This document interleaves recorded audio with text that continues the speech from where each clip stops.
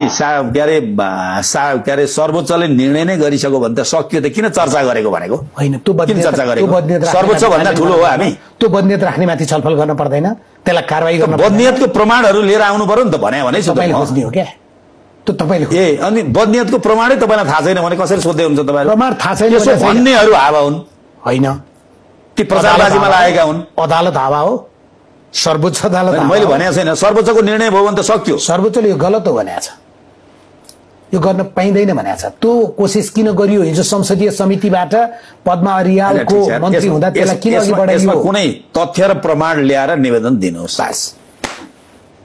सिधै कुरा टिकापुर त सरकार छलफल भएन छ भने हामीलाई भन्नु टिकापुर त सरकार ढलिहाल्छ